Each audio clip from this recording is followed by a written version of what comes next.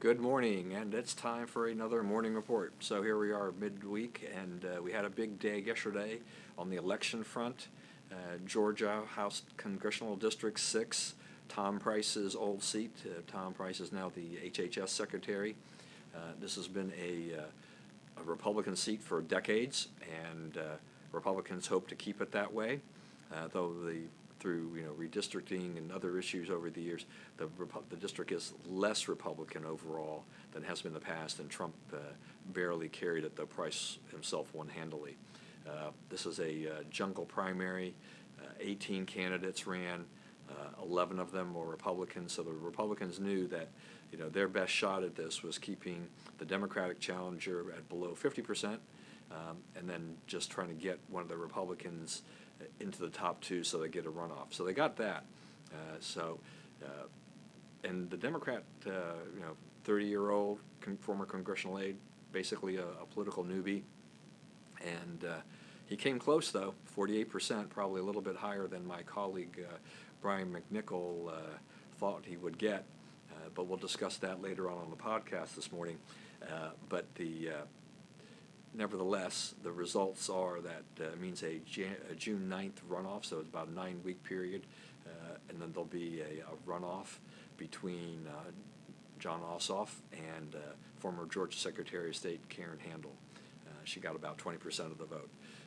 It's expected that the Republicans will then now coalesce around Handel. They had been split among all these different candidates, and that she should be able to win this. Now, Democrats were disappointed last week when Kansas didn't flip. They made this big deal about flipping the 6th, and they failed. So I'm not sure that they're going to use that same hashtag, campaign slogan, whatever, for the runoff. But it will force more of the issues to be discussed, I think, going forward with all this time in between now and the election, and we'll see what transpires there. Handel is more of an establishment Republican, so she doesn't have a lot of ties to Trump. And the Democrats were hoping to make a referendum on the president. $8.3 million was poured into this campaign, virtually all of it from out of state. And I do want to say that there was a lot of speculation. I mean, even the president, tweeted about Ossoff not living in his own district. I want to make this clear, is that is not a requirement under the Constitution. That you do, all you have to do is live in the state if you're running for Congress. You do not have to live in the district that you want to represent.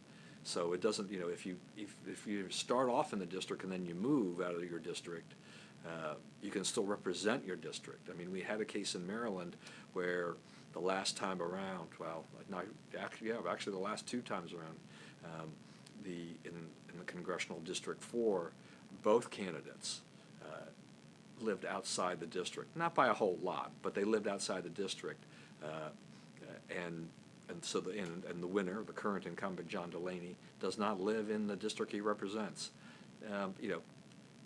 That's my district. I would prefer that I have a representative who actually lives in my district, but I understand that he doesn't have to. He has the money, and so he's been able to do it. And the last person who challenged him also just actually lived down the street from him. And so, I don't think we can call that carpetbagging or anything like that. It does happen, and it is perfectly legal. So, trying to use that as some excuse as to why a candidate may be illegitimate doesn't fly, since the law allows it to happen. Constitution allows this to be. Also in the news, Bill O'Reilly looks like he may not return to the airwaves after all on April 24th when his vacation ends. There are several reports surfaced late yesterday, last night, that Fox News and O'Reilly are basically talking about calling it quits. And, O'Reilly had made mention of, in terms of mused about how long he would stay, in the broad, on television. He's had 16 years as the top show in cable news, holding down that 8 p.m. time slot. But I don't think he was ready to leave yet. But with all the allegations of sexual harassment, And the settlement that he and Fox News had come to with several women being revealed a couple weeks ago, and then more women now coming forward accusing O'Reilly of sexual harassment. It did give Fox a little bit of a problem, and advertisers had fled the program. Fox, accommodated them on other programs, but no other program is as highly rated as O'Reilly. So that kind of means you're going to give them more ads, or you're going to have to give them some money back, and it costs Fox money. So it looks like right now, by all reports, that O'Reilly will not be back. This would be a blow financially to Fox News, as the substitutes that Fox has put on during O'Reilly's vacation period have not come anywhere really close to achieving O'Reilly factor ratings, which means that whoever they choose, and my vote is for Martha McCallum to slide over into that slot, is that rather than getting 3 million plus viewers a night, you might get 2.5 to 2.7 or something like that. But that drop off will cost them money in lower advertising rates. It will give MSNBC and CNN a chance to potentially win the 8 o'clock hour, which has been pretty impregnable for 16 plus years now. So maybe it's all in jest, but maybe I should be putting together a book, Killing O'Reilly, the downfall of a talk show blowhard or something like that. He's liked by some, but I think there are a lot of conservatives I know that are not too keen about O'Reilly, so they won't be sad to see him go. But he's been a pretty tough questioner over the years, and his show is definitely popular. And the other thing about it too is it provides a big lead-in to Tucker Carlson, and keeps the momentum going through the evening for Fox. If that viewership falls by 500,000 or more, the lead-in becomes much weaker, and Tucker will have to be working that much harder to get the audience back and prepare it for Hannity's program that comes thereafter. So there is a chink in the armor at Fox News, though it will not be one that MSNBC or CNN are likely to take a huge advantage of in terms of they're not going to be able to topple Fox as the #1 cable news network in the end, even with this development. Facebook killer has been caught in the sense he's dead. He shot himself dead after he was cornered yesterday, and he was exposed, recognized by, of all people, a very observant McDonald's employee. Steve Stevens pulled up to a McDonald's drive-thru and ordered some chicken McNuggets and some fries, and the person taking the order recognized him, kind of delayed the order a little bit. In the meantime, tried to call the police. Stevens drove away without getting his full food order, and then when cornered, shot himself.